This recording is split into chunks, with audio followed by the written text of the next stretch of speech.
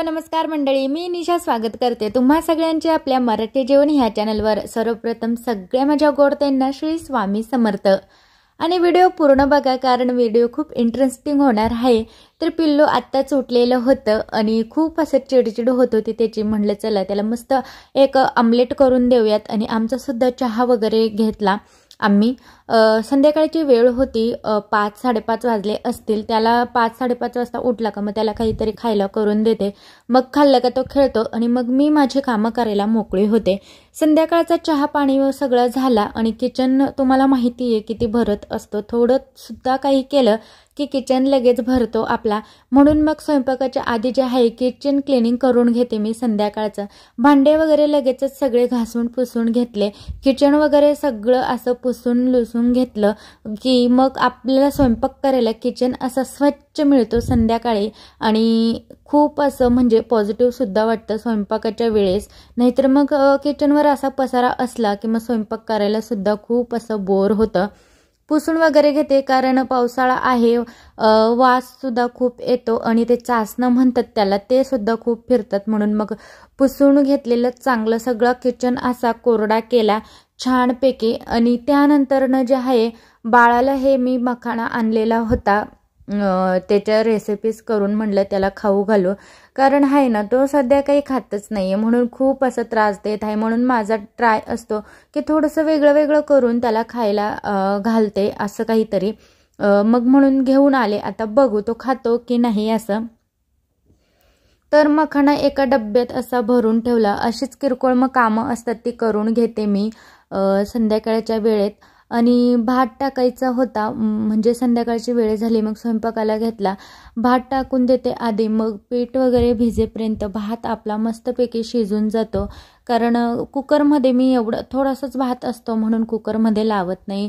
Cooker मोठा म्हणजे भरायला मला आवडत नाही म्हणून मी असे एका छोट्याशा पातेल्यात मस्त भात टाकत असते। कुकरमध्ये नाही आवडत मला एवढा भात टाकायला। भात आपला शिजेपर्यंत मी लगेच पीठ भिजून घेतलं। पीठ का आधी भिजायला घेतलं कारण पीठ थोडं मी असं निब्बरच भिजणार आहे, कारण दुसरी कामं असतात ती पण आपली होतात आणि पीठसुद्धा आपलं भिजून जातं।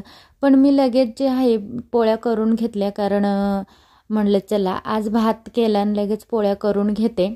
तर पोळपट वगैरे सगळं आधी पुसून घेतलं मस्त पिठाने, कारण धूळ वगैरे बसलेली असते, धुवून वगैरे ठेवलेलं असलं तरी, म्हणून एकदा पुसून घेते। तवा वगैरे सुद्धा एकदा तेलाने पुसून घेते, म्हणजे कसं धूळ वगैरे राहत नाही। संध्याकाळचं मी लवकर हे स्वयंपाक करून घेते, कारण बाळ उठतं त्याला सुद्धा जेव घालायचं असतं, तो खूप रडत असतो आणि त्याच गडबडीत लगेच गॅस टाकी संपली। मग अहोंना सांगितलं की तेवढी गॅस टाकी लावून द्या।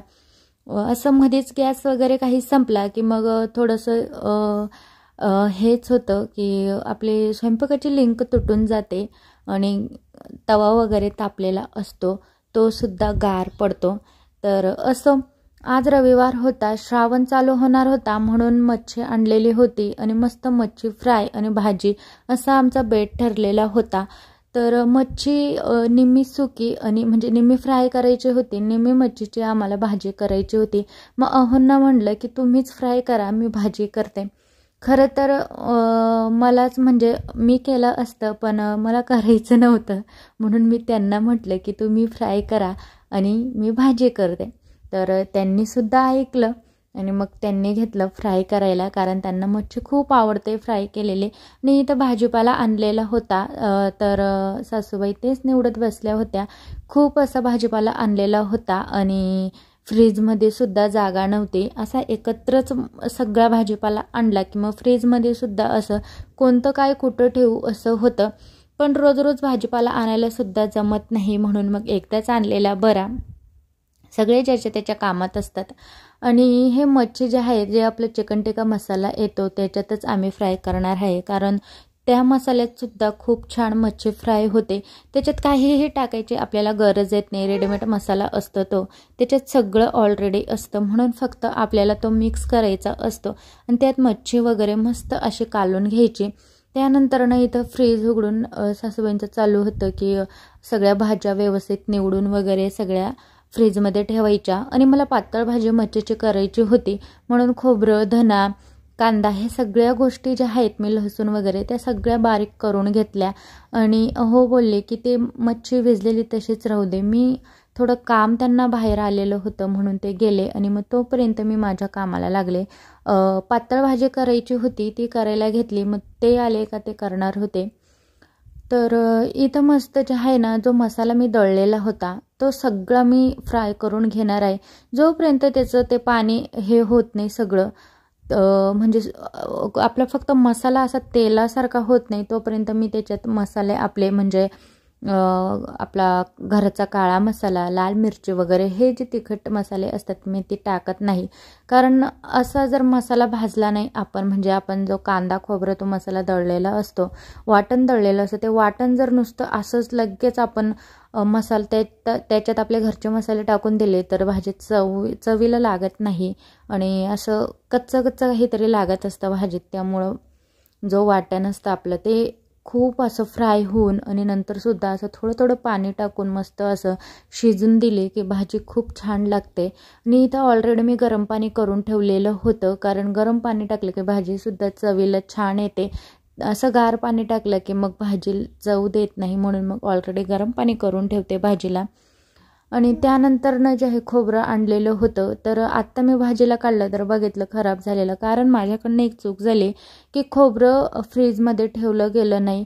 फ्रीजमध्ये म्हणजे खोबरं तर फ्रीजमध्ये ठेवत नाही, पण मग पावसाळा चालू आहे आणि पावसाळ्यामध्ये खोबरं खूप खराब होतं, वास येतो दुमट, म्हणून खोबरं पावसाळ्यात फ्रीजमध्येच ठेवायला पाहिजे. म्हणून ते खराब झालं, ठेवलं नाही. म्हणून मग चला म्हटलं आता वेळ आहे तर ठेवून देते लगेच, मग नंतर कसं लक्षात राहत नाही. लगेच फ्रीजमध्ये मी मस्त एका डब्यात घालून तुकडे करून ठेवून दिले. आणि त्यानंतर मच्छी फ्राय करायला घेतली. यांनी काही केलीच नाही, यांचं चालू होतं बाहेरचंच काहीतरी दुसरेच कामं. म्हणलं चला जाऊ दे, तुम्ही नाही तर मीच करून घेते, कारण वेळ नव्हता, बाळाला सुद्धा खाऊ पिऊ घालायचं होतं परत.